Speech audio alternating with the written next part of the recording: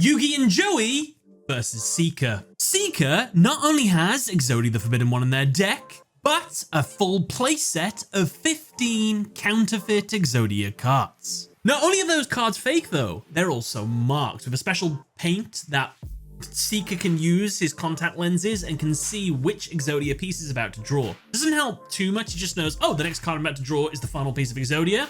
Nice. Spoilers! Joey loses to Seeker, with Yugi then going on to beat him. Which makes sense. Yugi used to play an Exodia deck, so makes sense he knows how to beat one. But that made me wonder, was it possible for Joey to have beat Seeker before being exploded? As well, was it possible for Seeker to beat Yugi with some more optimal plays? Well, we won't know unless we jump into the duels. The duel begins and Joey goes first. He draws and his opening hand consists of Panther Warrior and 5 mysterious cards. Now, the 5 cards in his hand will never be seen, will never be used. Honestly, the scriptwriters screwed Joey in this one. Essentially, you might as well just think he has a 1 card opening hand because everything else in his hand apparently is not a summonable monster that he can just play. It is a completely useless spell card that cannot do anything in the entire duel. And apparently he doesn't draw any traps that can help him either. So whatever he got, I can't even think of 5 so bad cards. You wouldn't be able to use them for the rest of this duel for Joey, but wow, that's ridiculous. I think that's the first time I've ever had 5 mysterious opening cards. Joey summons his Panther Warrior into attack. Due to its effect, it can't attack unless it tributes a monster first. With no more plays, Joey ends his turn. Now, I'll just quickly mention, this duel and Seeker's duel against Yugi are the first times that Yugi and Joey are using the new Battle City rules, which has a lot of new rules involved, so they're learning as they go kind of thing, but it always helps if they read the manual first. It's Seeker's turn, and he draws. His opening hand consists of Hannibal Necromancer, right arm of the Forbidden One, right leg of the Forbidden One, left arm of the Forbidden One, and 2 copies of left leg of the Forbidden One. Seeker sets his Hannibal Necromancer face down and ends his turn. It's back to Joey, and he draws Scapegoat. He activates it to summon 4 sheep tokens to the field into defense. These tokens can't be used for the tribute summon of a high level monster. However, Joey can tribute one so that Panther Warrior can declare an attack. He enters his battle phase and attacks and destroys Seeker's set Hannibal Necromancer. With no more plays, Joey ends his turn. To quickly address the elephant in the room here, yes, Joey activated a spell card into a monster zone, and yes, Joey's dual disc during this turn did not have any spell and trap zones. Why is this? Well, I talk about it in detail in this video right here, but the gist is the anime sometimes over-adapts the manga, where the anime has different rules and different hardware. Like the dual disc doesn't have spell and trap zones in the manga, and then they kind of forgot. This is like the first ever Battle City duel, so I think they were just unsure what to adapt fully, but Seeker has spell and trap zones, so it was just a mistake. It's Seeker's turn, and he draws Graceful Charity. He activates it to draw 3 cards, but he must then discard 2. He draws and gets 3-headed Yugioh, left arm of the Forbidden One, and right arm of the Forbidden One. He adds all 3 to his hand and sends the extra copies of left and right arm already in his hand to the grave. Now, due to the rules of Battle City, what he sent to the graveyard is not public knowledge, and what is in his graveyard is also not public knowledge. All that means is Joey didn't know that Exodia was sent to the graveyard, and he has no way of knowing that unless it is somehow revealed. So, fun fact about the Battle City rules, by the way. Seeker ends his turn by setting his 3-headed Yugioh face down. It's Joey's turn, and he draws Alligator Sword. He summons it into attack. Joey tributes another of the sheep tokens so Panther Warrior can attack. He attacks and destroys 3-headed Yugioh. Alligator Sword then attacks Seeker directly. Seeker takes the first damage of the duel. Joey ends his turn. We'll come back to this turn. It was a pivotal moment, and unfortunately Joey misplayed kind of here. We'll talk about it in a minute. It's Seeker's turn, and he draws another copy of Graceful Charity. He activates it. He draws and gets Death Hand, left leg of the Forbidden One, and right leg of the Forbidden One. He adds all 3 to his hand and then sends the extra copies of left leg and right leg already in his hand to the grave.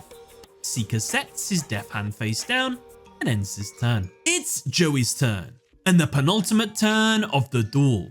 He draws and gets Red Eyes Black Dragon.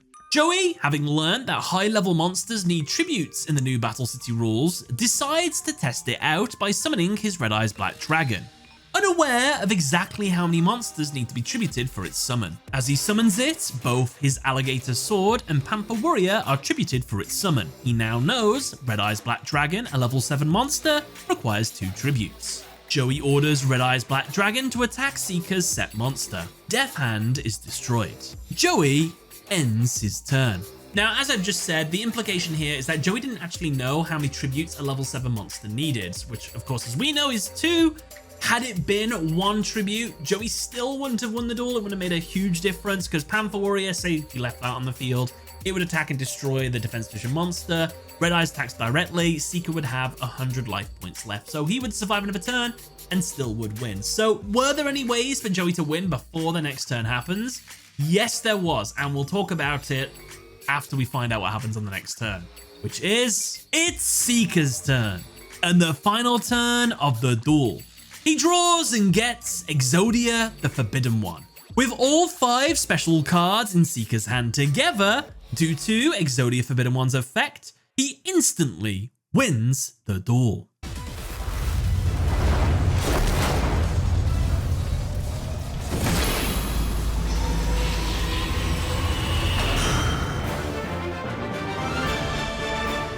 Joey loses not only the duel, but his Red Eyes Black Dragon. So, how could Joey have won? Well, we need to go back to the turn where he summoned Alligator Sword. Had Joey taken a gamble, which is in character for Joey, he could have attacked the set monster with Alligator Sword, which would have meant Pampa Warrior could attack directly. That's 2,000 damage to Seeker. Joey's next turn, don't summon Red Eyes Black Dragon because you got 2 monsters on the field. Just enter your battle phase, attack the set monster with Alligator Sword again, and attack directly for game with Pampa Warrior. That is GG before Seeker can get all 5 copies of Exodia. But the question then becomes, did you need hindsight to make this play? Yes, I think you did.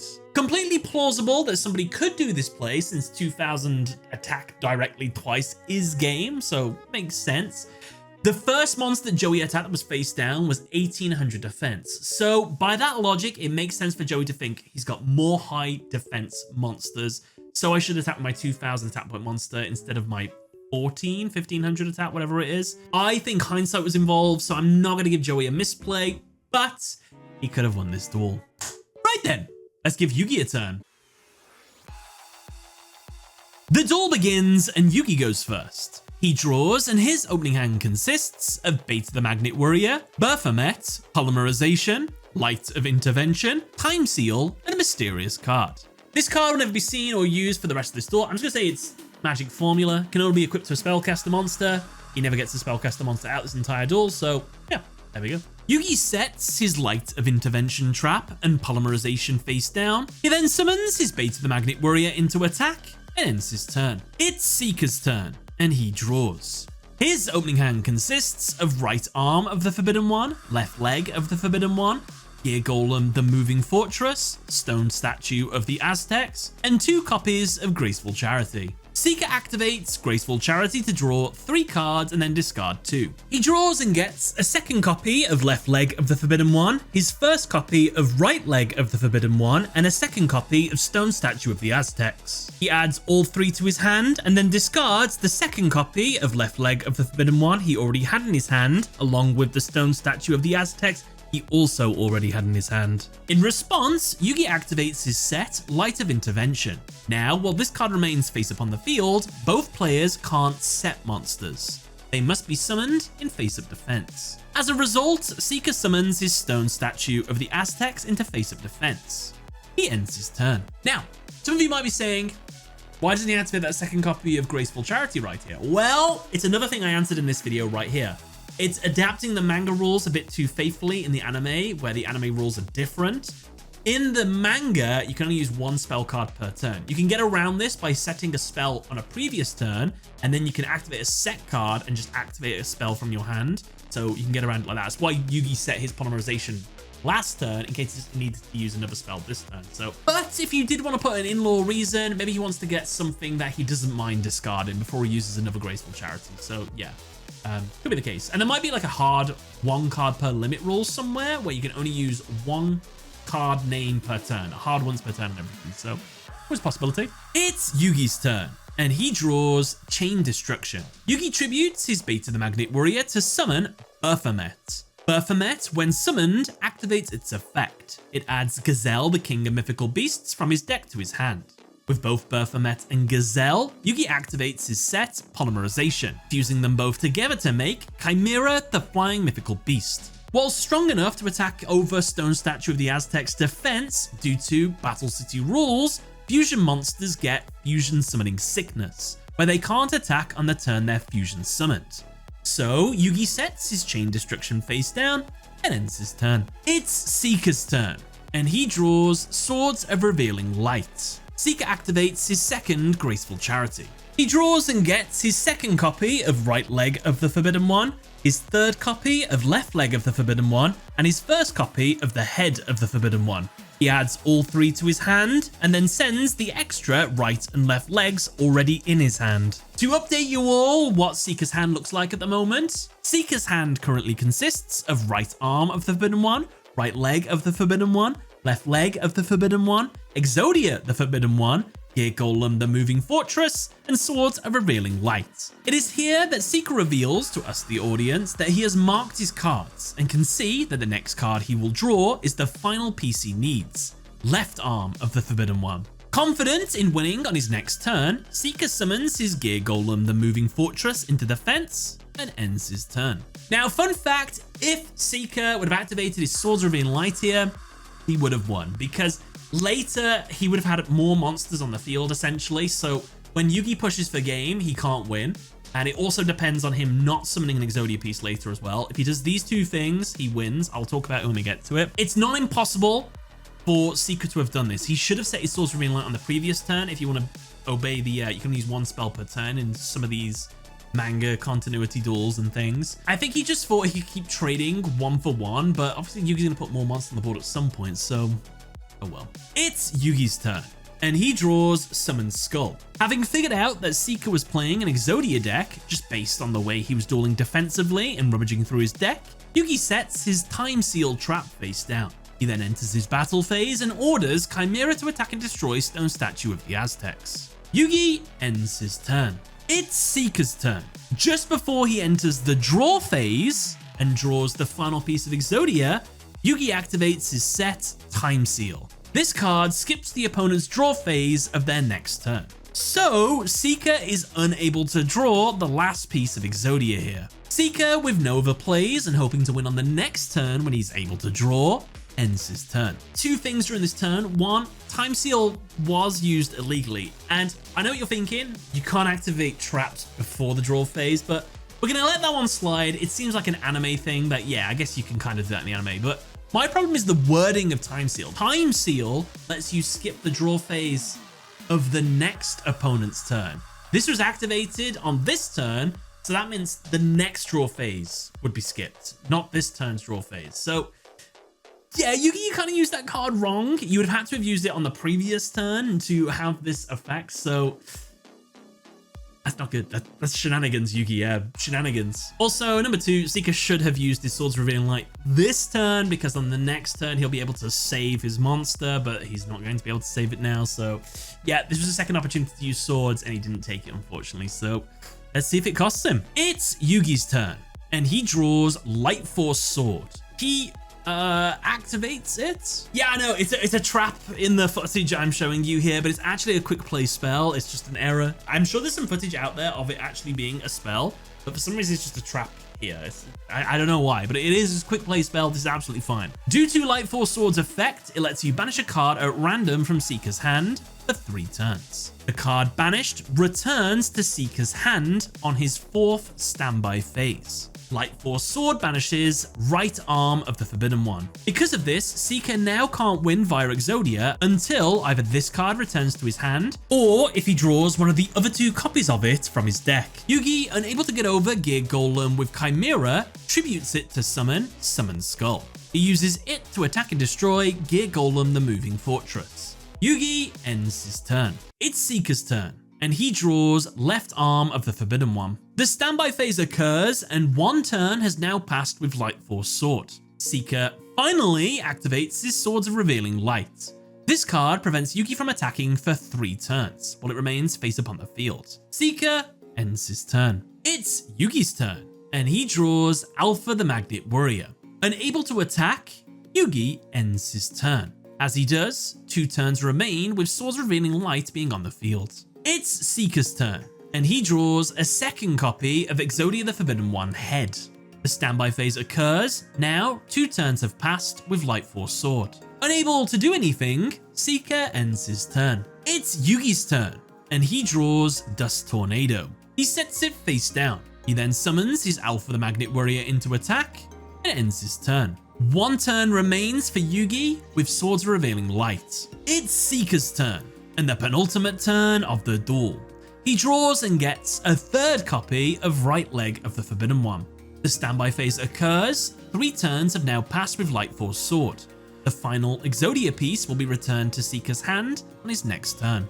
Let's have a Seeker hand update, shall we? His current hand should consist, because I've been keeping track, of 6 cards. 2 heads of Exodia, 1 left leg of Exodia, 2 right legs of Exodia, and 1 left arm of Exodia. However, somehow there is a 7th card in his hand, Giant Soldier of Stone, which is confirmed because we see it on the next turn in his hand. How did this card get into his hand? I have no idea. It's literally just materialized out of nowhere. He shouldn't have this in his hand. This card has made this video an absolute nightmare because I was trying to figure out how this card got into his hand. I thought I made a mistake, but no, it's the animators added a card in his hand by mistake. The fact that this card shouldn't be in his hand explains the misplay he's about to do, because Giant Soldier of Stone technically isn't in his hand, but it is in his hand. We can see it right here. So I'll just carry on with the video, but huge misplay to the animators here. Let's carry on. Now, Seeker makes a pretty big misplay here. He decides to summon his Exodia the Forbidden One head into defense. His logic for summoning the Exodia head here is, oh, I've already got a copy of it in my hand. I can just use it as defense. It'll block one of Yugi's attacks, and I should be fine on whatever attacks me next. Plus, he can't attack on the next turn anyway because of Swords Revealing Light. I'm sound as a pound. What could go wrong? Well, everything's going to go wrong because of this decision. And all Seeker had to do to not make this mistake was just summon that Giant Soldier of Stone into defense. Like, Yugi has a 2500 attack point monster. Put a 2k monster on the board so he has to attack it with his biggest monsters. That will keep you absolutely super duper safe. Plus, it won't lead you into what is about to happen next, which is probably the real reason why he summoned Exodia into the field. Yugi, in response to Seeker summoning Exodia the Forbidden One, activates his Chain Destruction Trap. This card destroys every copy of a monster summoned to the field with 2000 or less attack points in the hand or deck. The second copy of Head of Exodia is destroyed in Seeker's hand, along with the final copy in his deck. This now makes Seeker incapable of completing Exodia. Yugi follows up this play by activating his set Dust Tornado to destroy Swords of Revealing Light so he can attack on his next turn. Seeker reluctantly ends his turn. So the question becomes, would the duel have changed if Seeker would have summoned his Giant Soldier of Stone into defense here? No, he still would have lost on the next turn. Yugi just Monster Reborns his Chimera and attacks with all 3 of his monsters for game. In fact, now that I've said that, when you think about it, Yugi didn't need to do the Chain Destruction play. Exodia is now a non-threat. He just wins through damage. It doesn't actually matter about Exodia because Yugi will win before Exodia becomes an issue. You didn't have to actually rip him out the hand. I guess it's like super punishing for the opponent though, so I guess that's why he did it. But technically, yeah, Yugi overkilled here. He shut down both his win cons. But I do want to just quickly reiterate, Seeker could have won. Had he played Swords of Revealing Light on the turn I said he should have, he would have had 3 2k monsters on the board right now. He wouldn't need to summon Exodia into defense, meaning Chain Destruction couldn't be used on it. Next turn, he gets back his final Exodia piece and then automatically wins the duel. Seeker, you could have won this duel by simply building up your defense. Misplay to you. It's Yugi's turn, and the final turn of the duel. He draws and gets Monster Reborn. He activates it to bring back his Chimera the Flying Mythical Beast. And now, some wacky stuff happens. Yugi uses his Chimera to attack and destroy the defense Exodia the Forbidden One. It is destroyed. He then uses Summon Skull and Alpha the Magnet Warrior to attack Seeker directly. Combined, they have a total attack of 3,900, meaning Seeker will have 100 life points left, so Yugi will have to attack on the next turn to win. Right? No. The super secret, completely made up effect of his vanilla Summon Skull activates here. Its effect imbues Alpha the Magnet Warrior with an additional 200 attack, since it attacked alongside it, which I can only imagine is it's a magnet and electricity powers up magnets, right? So it just gives it 200 attack points. Why not? Yeah, bitch! Magnets! Oh! So now with 4,100 total attack, that's game. What's weird about this random bit of shenanigans that never happens again, by the way, is Yugi could have won anyway without this weird effect being tacked on. Just attack the Exodia piece with Alpha the Magnet Warrior because it's got like 1,000 defense points. Destroy that. And then just use Summon Skull and Chimera to attack directly for just easily game. Why they threw this in there, I'll have no idea. But anyway, Yugi wins the duel. He takes back Joey's Red Eyes Black Dragon and then tears up Seeker's counterfeit deck. However, fun fact, in the dub, Yugi accidentally takes Giant Soldier of Stone out of Seeker's deck instead of Red Eyes Black Dragon, and then tears up Seeker's deck, meaning he accidentally tears up Red Eyes Black Dragon in the process. Luckily, Dub Joey says he doesn't want Red Eyes back just yet, so that gives Yugi plenty of time to pull another copy of Red Eyes Black Dragon in order to hide the evidence that he ripped it up. And with that, that is another duel analysis done. Check out this video if you want to learn why anime characters make misplays because of the manga, or check out another duel analysis right here, or more importantly, subscribe. It'd mean the world to me. Other than that though, thank you much for watching. Catch you later. Bye everyone.